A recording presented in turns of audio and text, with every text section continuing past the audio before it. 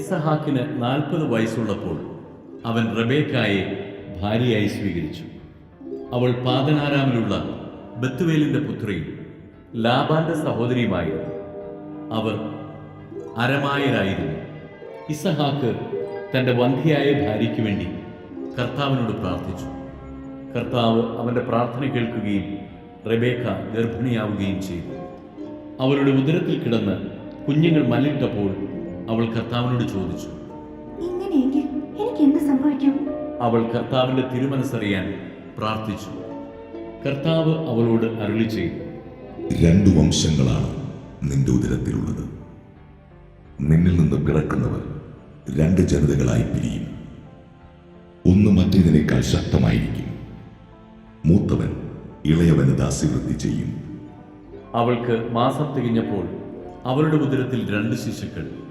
ആദ്യം പുറത്തു വന്നവൻ ചെമന്നിരുന്നു. അവൻ്റെ ദേഹം മുഴുവൻ രോമക്കുപ്പായമിട്ടതുപോലെയായിരുന്നു. അവർ അവന് ഏസാവ് എന്ന് പേരിട്ടു.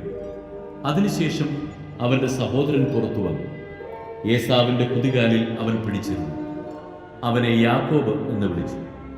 ഇസഹാക്കിന് 60 വയസ്സായപ്പോഴാണ് അവൾ അവരെ പ്രസവിച്ചത്. കുട്ടികൾ വളർന്നു വന്നു.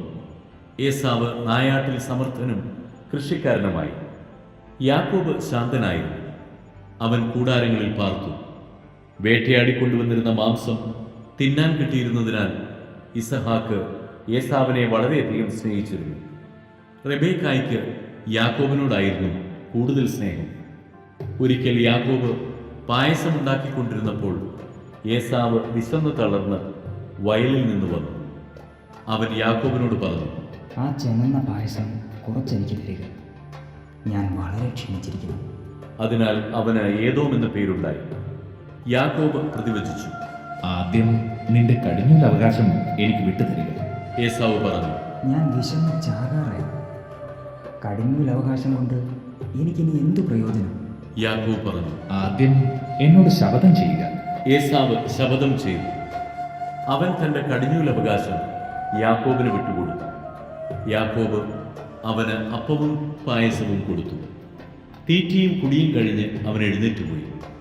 അങ്ങനെ ഏസാവ് തൻ്റെ കടിഞ്ഞൂൽ അവകാശം നിസ്സാരമായി കരുതി.